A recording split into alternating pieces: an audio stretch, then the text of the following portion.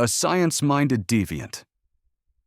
There's this scientist that loves dolphins. He loves dolphins so much. He wants to figure out a way to make them live forever.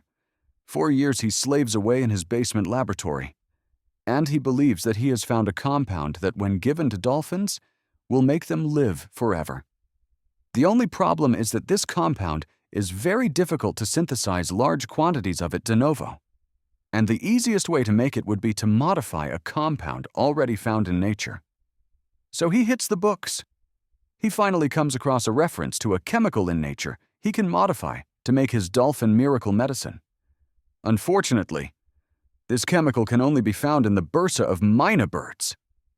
Now, our intrepid scientist lives in Chicago, so there is not a great abundance of these available. So he hatches a plan to break into the local zoo and steal a breeding pair. So, in the dead of night, he sneaks his way into the zoo and starts making his way to the aviary. Little does he know, however, a lion has gotten loose in the zoo. So, he breaks into the aviary, snatches a couple of mynah birds, and they start squawking and making all sorts of racket. He starts getting very nervous, and then sees the blue lights flashing outside. Of course, the police have shown up to help track down and subdue the escaped lion. But our scientist thinks they are there for him.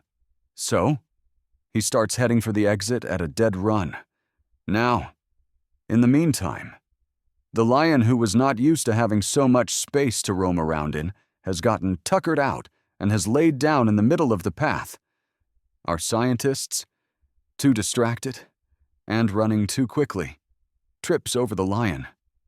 The police jump out of the bushes and arrest him.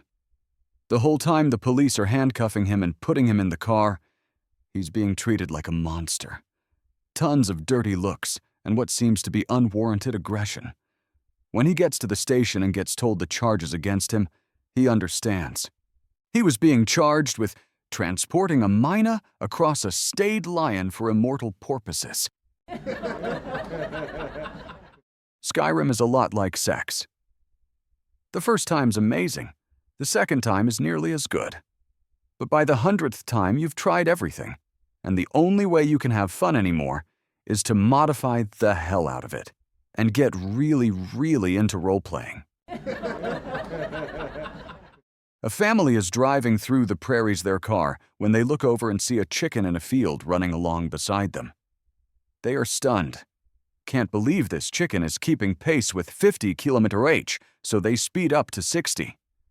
The chicken speeds up and is again keeping pace with their minivan. The kids are amazed, and the parents are confused. So they speed up to 80. Again, the chicken keeps up. They are in disbelief. So they decide to pull into the farmer's driveway to tell him about this. The family pull into the driveway and see the farmer working on his tractor. The father shouts, "Sir, do you realize you have a chicken that can run 80 km/h?" The farmer replies, "You sure do. My wife and kid and always fight over the chicken legs for dinner, so I figured out a way to genetically modify a breed of birds to have 3 legs. Wow, that's amazing," says the father. "How do they taste?" The farmer replies, "Hell if I know. I can't catch that son-o' bitch." Story about Kenny Loggins. Was reading this story today about Top Gun and found another story about Kenny Loggins. Apparently, he was part of a recent program to clone musicians and artists, to isolate and modify the genes responsible for creativity. There was a limit of the number of clones that could be created. And at one point they found that someone in the lab had exceeded that limit. They also found that a lot of the genetic material was corrupted. So they had to shut it down because there were too many invalid Loggins detected. So, John received a parrot as a gift. Now, this parrot was the rudest, noisiest, most foul-mouthed parrot you can imagine. Every other word out of this parrot's beak was profanity, and strings of filthy insults. Absolutely appalling behavior. Well, over the course of the next week, John tried speaking to it softly and calmly, playing classical music to it, being very friendly and kind, all in an effort to modify this bird's language and attitude. It didn't work. This awful parrot just screamed abuse at him, all day and all night. Finally, after a horrendous day listening to this torrent of filth pouring out of the parrot, I'm afraid John just snapped. He screamed back at the parrot, and of course the parrot screamed louder. He hit the parrot, and of course the parrot bit him. He threw a discarded shoe at the parrot, and naturally the parrot took to the air and shat on him, in a blind rage. John grabbed the parrot by the neck and flung him into the freezer and slammed the door shut.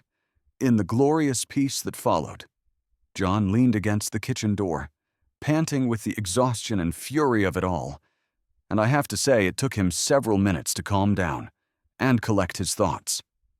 That's when he realized that maybe he'd gone too far, and that he might have actually hurt this parrot, so he cautiously opened the freezer door. And to his surprise, the parrot meekly walked out and sat calmly on John's outstretched hand. To John's amazement, the parrot then said, "I believe I may have offended you with my rude language and actions. I'm sincerely remorseful for my inappropriate transgressions, and I fully intend to do everything I can to correct my rude and unforgivable behavior."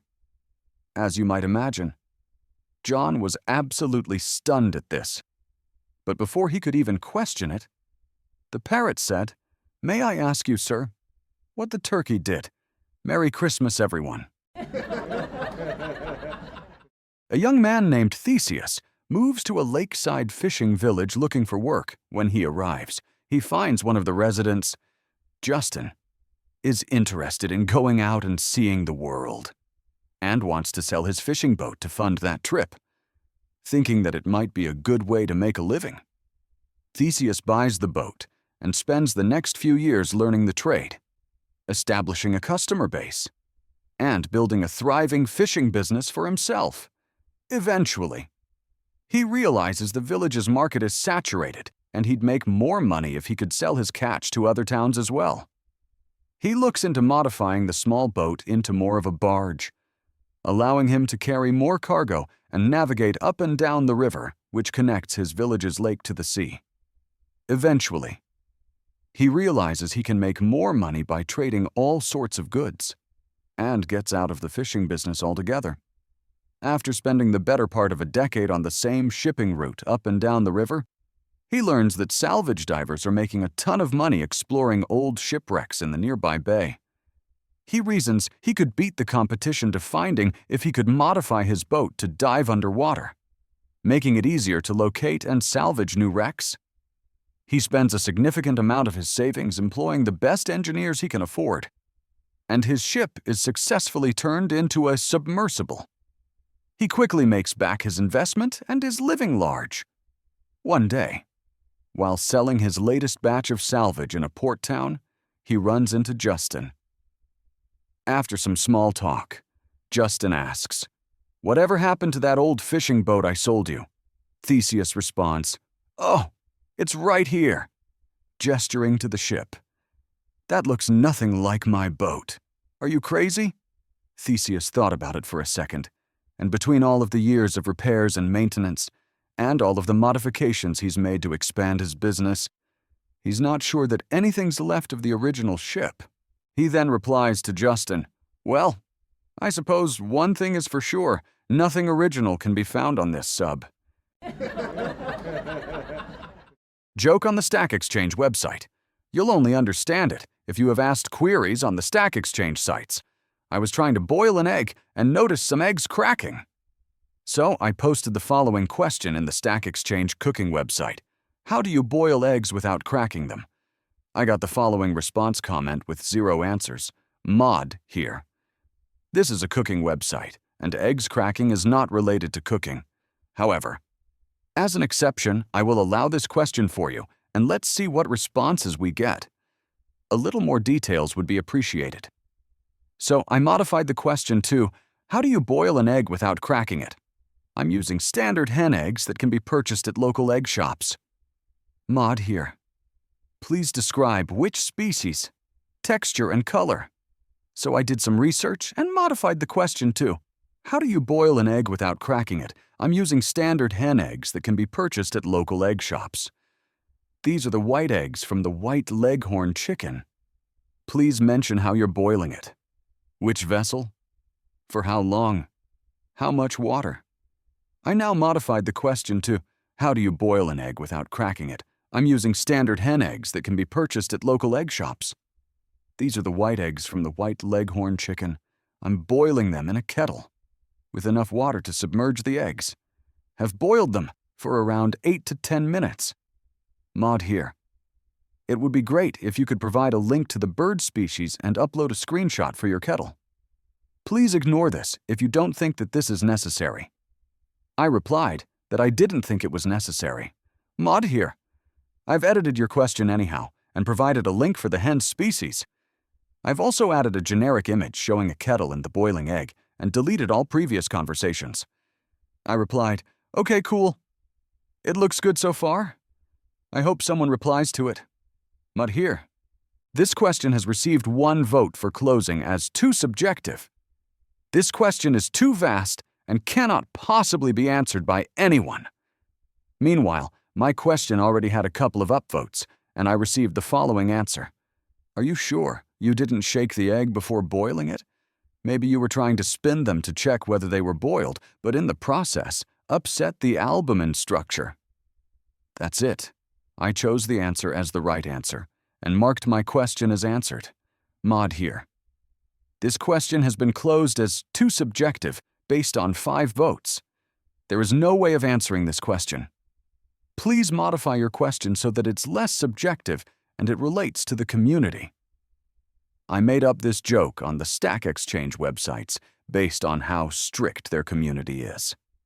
When you try to ask a simple question, then the mods keep trying to edit your question until it ends up closed for some reason or the other.